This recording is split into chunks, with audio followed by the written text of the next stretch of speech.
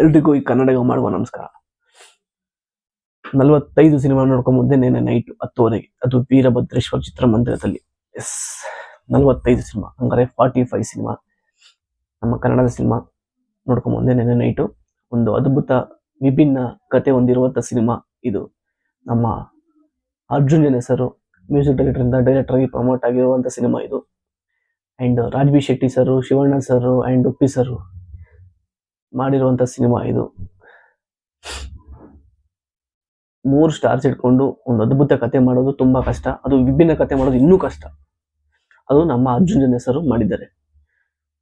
Hats off ಅಂತಾನೆ ಹೇಳ್ಬೋದು ಈ ವಿಷಯದಲ್ಲಿ. 45 ಸಿನಿಮಾ ಹಂಗಂದ್ರೆ 45 ದಿನ ಗರುಡ ಪುರಾಣದಲ್ಲಿ ಏನಿರುತ್ತೋ, ಮನುಷ್ಯ ಸತ್ತಾಗ 45 ದಿನಗಳ ಕಾಲ ಅವನಿಗೆ ಸತ್ತಿದಿನೋ ಬತ್ತಿದಿನೋ ಅಂತ ಅವನ ಆತ್ಮಗೆ ಗೊತ್ತಿರಲ್ಲ. ತನ್ನ ಮನುಷ್ಯ ತನ್ನ ಸತ್ತಾದ್ಮೇಲೆ ಕಾಲ್ಪನಿಕ ಲೋಕದಲ್ಲಿ ನಾನು ಸತ್ತಿನೋ ಬದುಕಿದೀನೋ ಅಂತ ಗೊತ್ತಾಗದಿರುವಾಗ ಒಂಥರ ವಿಚಿತ್ರ ಅನುಭವ ಆದಾಗ ಈ ಸಿನಿಮಾ 45 ದಿನಗಳಾದ್ಮೇಲೆ ಅವನ ಆತ್ಮಕ್ಕೆ ಗೊತ್ತಾಗುತ್ತೋ ಇಲ್ವೋ ಅನ್ನೋದು ಈ ಸಿನಿಮಾ.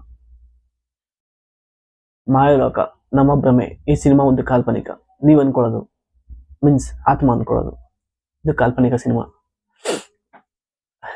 ಇದರಲ್ಲಿ moral of the story is ಅಂತ ಡೈರೆಕ್ಟ್ ಲಾಸ್ಟ್ ಏನಂತಾರೋ, ಇದ್ರಲ್ಲಿ ಮಾರಲ್ ಏನು ಅಂದ್ರೆ ಹೆಲ್ಮೆಟ್ ಹಾಕೋಬೇಕು, ವಿತೌಟ್ ಬೈಕ್ನ ಮೊಬೈಲ್ ಫೋನ್ ಮಾತಾಡಿಕೊಂಡು ಬೈಕ್ನ ಚಾಲನೆ ಮಾಡಬಾರ್ದು, ಆ್ಯಂಡ್ ಮೂಕ ಪ್ರಾಣಿಗಳಿಗೆ ಗುದ್ದಾದ್ಮೇಲೆ ಅದು ಸತ್ತಿದೆಯೋ ಬತ್ತಿದೆಯೋ ಅನ್ನೋದು ಮೇಯ್ನು, ಅದು ನೋಡಬೇಕು. ಮಾರಲ್ ಆಫ್ ದ ಸ್ಟೋರಿ ಇಷ್ಟೇ. ಆದರೂ ಒಂದು ವಿಭಿನ್ನ ಕತೆ, ಬೇಕಾದ್ರೆ ಈ ಥರ ಪ್ರಯತ್ನ ಯಾರು ಮಾಡಿರಲ್ಲ ಒಂದು ಕನ್ನಡ ಸಿನಿಮಾದಲ್ಲಿ. ಚೆನ್ನಾಗಿತ್ತು ಈ ಸಿನಿಮಾ. ಒಂದು ಫ್ಯಾಮಿಲಿ ಎಂಟರ್ಟೈನ್ಮೆಂಟ್ ಸಿನಿಮಾ ಆಗಿರುತ್ತೆ. ಯಾವುದೇ